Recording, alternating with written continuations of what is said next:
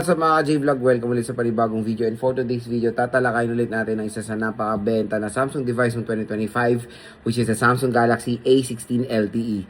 Yes, still available pa rin siya. Tara, check natin.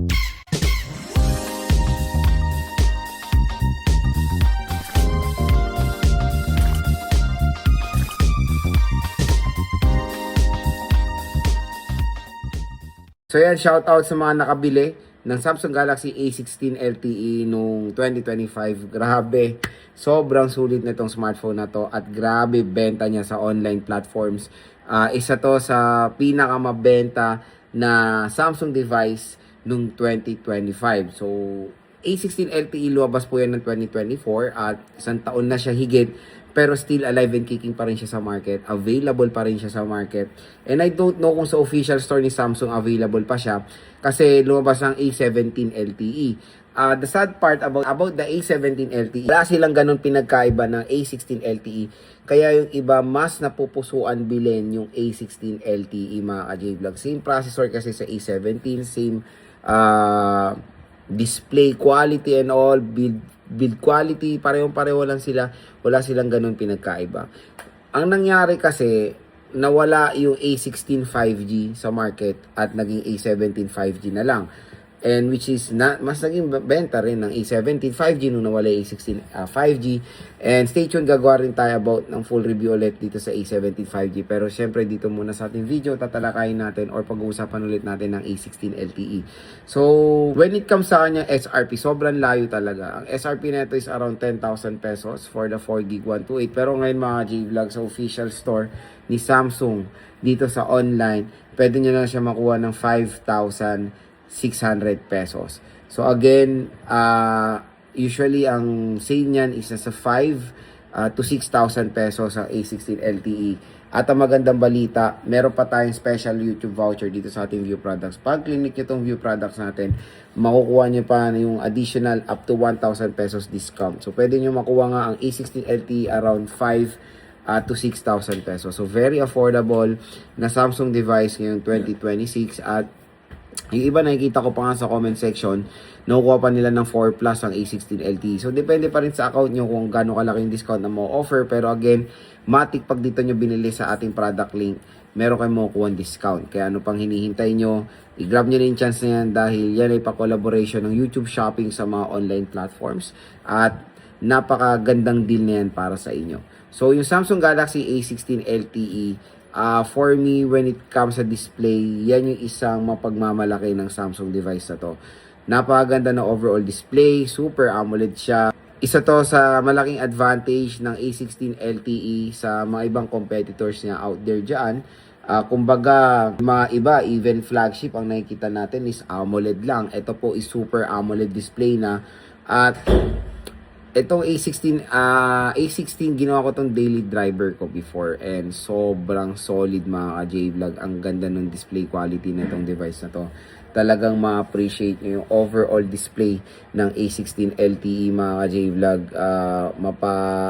Tawag dito. Pag nanonood ako dito, sobrang vibrant.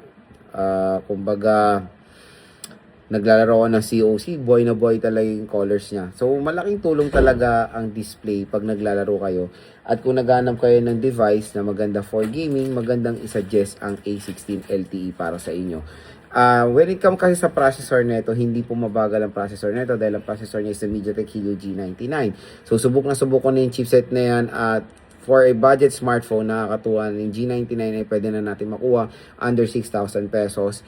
And it's a powerful chipset for a budget smartphone sa ganitong price tag. Kaya kung gusto nyo pa na mas powerful processor, again, magdagdag kayo ng mga budget nyo. Always manage your expectation. Kung magkano nyo lang nabili yung device, kung 5,000 pesos lang, G99, for me as a creator or tech content creator, na-appreciate ko na yung processor nitong Samsung Galaxy A16 LTE. Sobrang sulit din mga idol. So, when it comes sa paglalaro, nakakapaglaro rin naman tayo ng Genshin dito kahit papaano. Pero syempre, depende pa rin sa settings and even MOBA.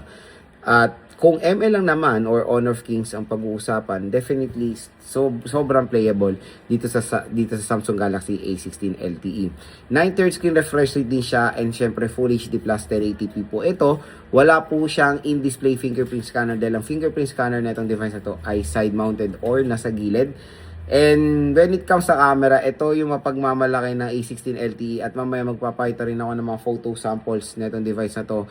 Meron siyang triple rear camera system, main, ultra at macro lens. Ito yung isang smartphone na merong legit na tatlo ang lente, kasi usually yung mga ibang brands pinagmamalaki na what do you call this one, na triple rear camera, dual rear camera, pero in reality isa lang po ang lente na gumagana dyan. Pero dito sa A16 LTE, lahat po ng lente na yan ay gumagana at useful po, especially the ultra wide camera.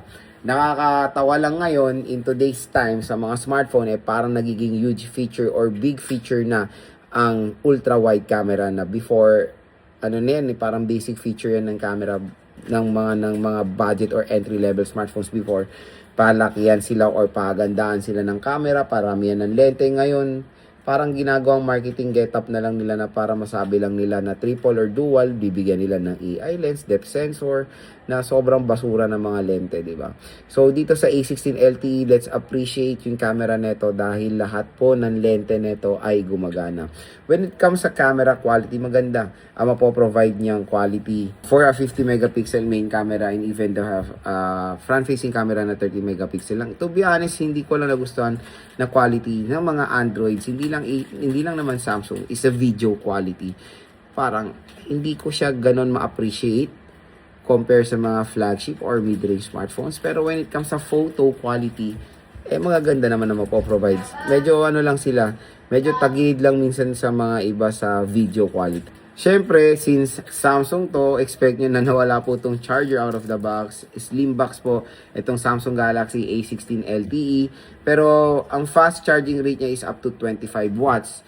So, ang gagawin ko na lang para hindi rin kayo mahirapan maghanap ng charger, since ang included naman na charger nito is C2C, magpo-provide po ako ng product link dito ng mga useful na charging brick like Anker, Ugreen, and Romos na 20 to 30 watts fast charging brick na parang nasa 500 pesos lang.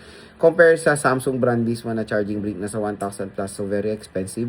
Kaya para makatulong din sa mga consumers natin makatipid ng battery ng charger na syempre legit, ayan, check nyo na dito sa ating product link, at lahat yung mga binili nyo ay meron pong discount voucher yan.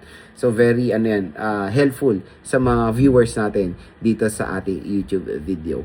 So battery is 5,000 mAh na removable battery. So malaki. I know sa mga iba nalilitan na sa 5K, pero no worries, makunat po ang battery ng A16 LTE. Pero syempre depende pa rin kung paano nyo gamitin, since ang Super AMOLED display ay malakas pong lumaklak ng baterya yan. Ngayon ang gagawin nyo na lang is, kumbaga, wag nyo lang isagad ng full brightness parate. At pag maglalaro kayo, syempre meron din mga ibang ways para makatipid ng battery. Ang maganda rin doon sa software optimization ng Samsung, ang laki po ng natitipid yung battery. So ganyan kaganda pag ang software optimization at ang battery ay nag-i-integrate as one. Naghahanap kayo ng smartphone na pangmatagalan, longevity wise, ito na ang magandang i-recommend sa inyo, ang A16 LTE, dahil sobrang tagal nyo magagamit itong device na to. So when it comes sa longevity nito, matagal to ma-update ng software kasi usually ang software update ng Samsung, pinapromise sila is 5 taon. Dito sa A16 LTE, nagsimula to ng 2024 with Android 14, na-update siya sa Android 15, na-update siya sa Android 16 ngayon. Possible pwede ito ma-update sa Android 17 and 18. So, di ba, napakatagal, napakamura nyo nabili, pero ang tagal po ng software update. So, ganyan ang ilalaban nyo sa Samsung when it comes sa ibang brands, longevity nila. And hindi lang basta ganon. Maganda rin ang One UI, especially yung mga bagong One UI ngayon is very user-friendly. Maganda yung design ng UI nila or user interface. And pinaka-secured na operating system for me or pinagkakatiwalaan ko operating system bukod sa stock Android is of course One UI. Durability, nandiyan na yan sa Samsung. Expect nyo na matibay yan. And when it comes sa design niya, very identical din ang design ng A16 LTE sa sa A55 or sa S series, sa S23, mga ganyan. Na simple lang, pero yung dating niya, malakas yung dating kumbaga ng A16 LTE, especially yung mga color option din nito. Kung mamimili kayo ng color, I suggest go for the color black din. Very slick din yung black nito mga ka-J-Vlog. Doon naman sa A16 5G, go for the gold. Kasi walang gold sa A16 LTE mga idol.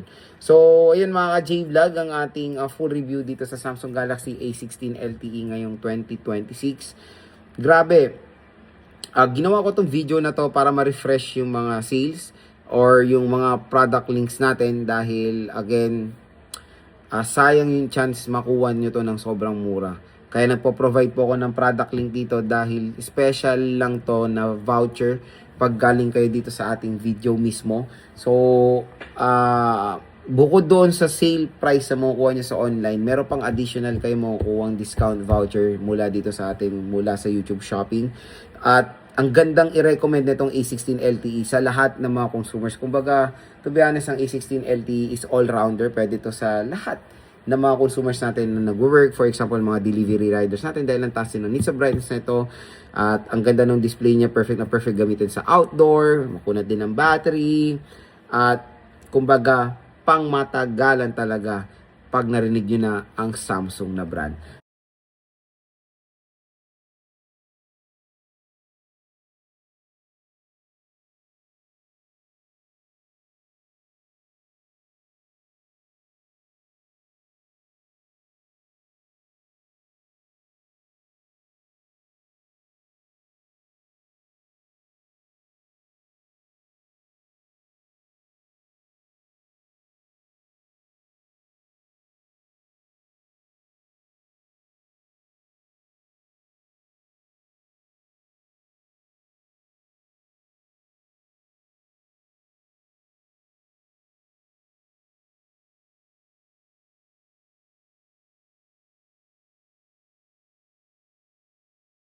So again mga ka-J-Vlog, hanggang may stock pa ngayon sa online, grab nyo na yung chance dahil sobrang nagkakaubusan ngayon ng Samsung smartphones. Wala kang stock ang A26, A36, A9 Plus, Tab A9. Ang I think available na lang ngayon sale, of course, baka baka naman mag-restock sila sa payday, is Samsung Galaxy A06 5G, A16 LTE, and A56 5G. So grab nyo na yung chance nyo makuha to ngayon ng sobrang mura dahil ang dami pong binibigay na voucher ngayon sa online platform.